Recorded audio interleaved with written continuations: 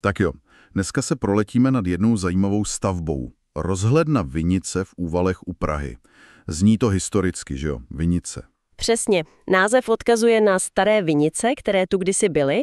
Dneska už tam teda žádný vinohrad není. Místo něj tam stojí docela moderní ocelová rozhledna na kopci, který má taky svůj příběh. Jo, kopec Vinice má nějakých, myslím, 295 metrů nad mořem a dneska je to prostě oblíbený výletní cíl kousek za Prahou. Taková kombinace techniky a hezkých výhledů.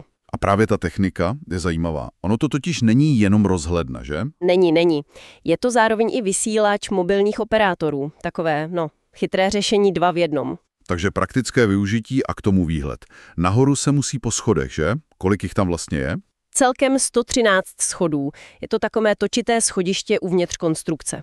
Trochu rozcvička před tou kochačkou nahoře. Přesně tak. Ta konstrukce je ocelová, příhradová, vypadá to docela vzdušně. A jak je vysoká? Celková výška se v různých zdrojích trochu liší. Někde píšou 31,2 metru, jinde skoro 36.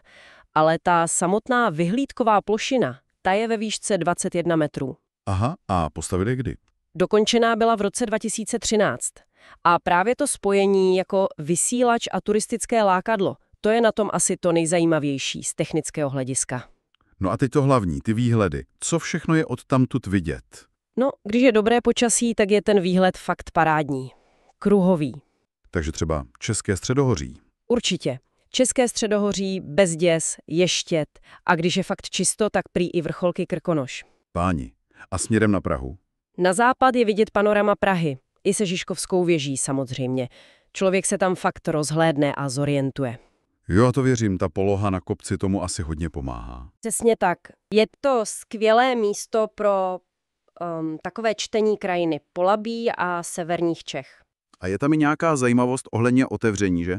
Nebylo to úplně hned po dostavbě? Je to tak.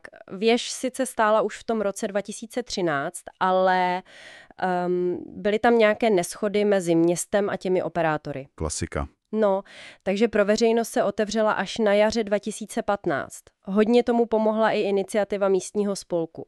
Tak hlavně, že se zadařilo. A co je v okolí, když už tam člověk vyrazí? Hned kousek od rozhledny je takový novodobý kamenný kruh. Místní tomu prý říkají úvalský Stonehenge. Stonehenge u Prahy, to zní dobře. No, je to spíš taková moderní záležitost. A od roku 2020 je tam pak i fajn relaxační park Vinice. Mají tam hřiště z přírodních materiálů a tak. Takže i pro rodiny s dětmi dobrý tip.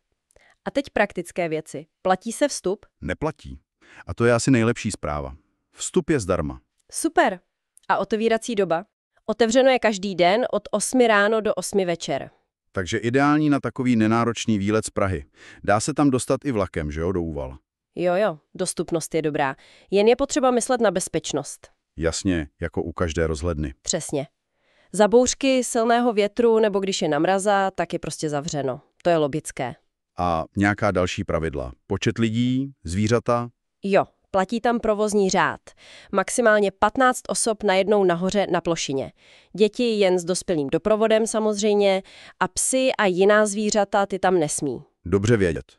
A vstup je na vlastní nebezpečí. Jako vždycky u takových atrakcí, prostě opatrně. Tak jo, shrneme si to. Rozhledna Vinice v Úvalech. Moderní ocelová věž, která je i vysílač. Skvělé výhledy, kousek historie toho místa, vstup zdarma. Co víc si přát? Je to fajn kombinace. Možná takové zamyšlení nakonec. Povídej. Když člověk stojí na takové moderní stavbě, která vyrostla na místě s nějakou historií, třeba těch Vinic, co všechno ten pohled z výšky může vlastně odhalit o té krajině pod námi, o jejich příbězích, které bychom ze země třeba ani neviděli. To je hezká myšlenka. Dívat se a přemýšlet, co všechno ta krajina pamatuje. Tak díky za přiblížení Vinice. Rádo se stalo.